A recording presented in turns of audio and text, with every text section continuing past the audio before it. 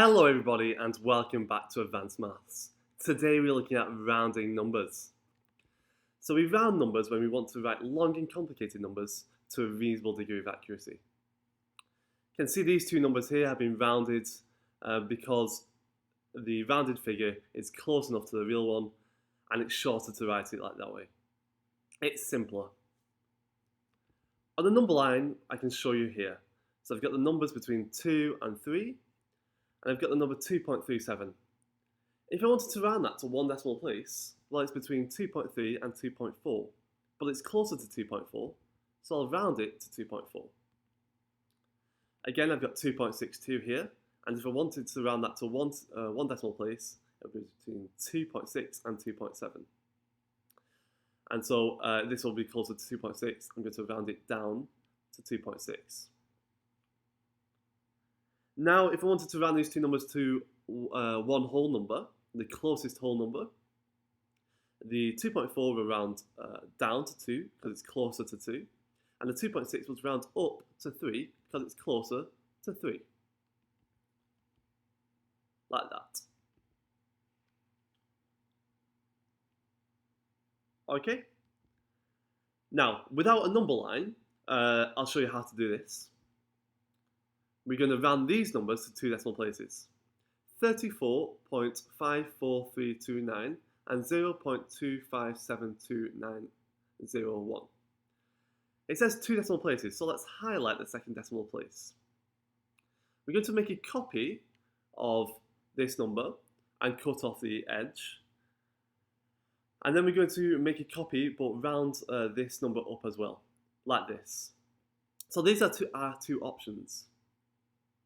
We can either round it down or we can round it up. Rounding down will keep the digits the same. Rounding up will just move up to the next number here.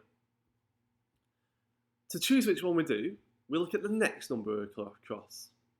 If this number is 4 or less, we round down. If it's 5 or more, we round up.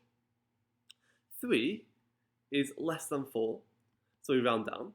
7 is more than 5, so we round up. Like that. And these are the correct answers. This is how we round these numbers. Okay? Now, to round them to three significant figures, well, let's see what three significant figures means. So I've highlighted the three important numbers, the three significant numbers here. For when you've got a decimal, you ignore the zeros at the start, and you start from the first non-zero decimal. Okay, so we highlight that third significant figure and we make a copy and then make a copy with that number increased. The next number here is a 5. So when we've got a 5 or higher, we round up. When we've got 4 or less, we round down. And this is what we get when we round these numbers.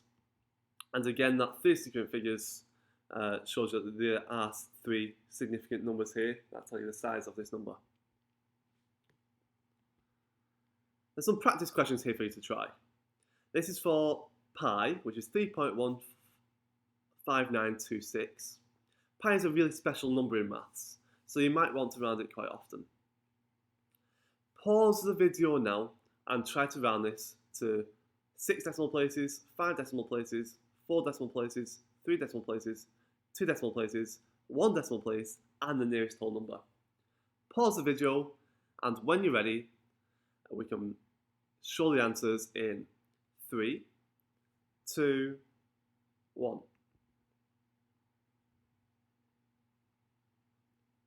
Did you get it right? Let me know in the comments. Thank you for watching today's video with Advanced Maths. Good luck in your exams, and I'll see you in the next video.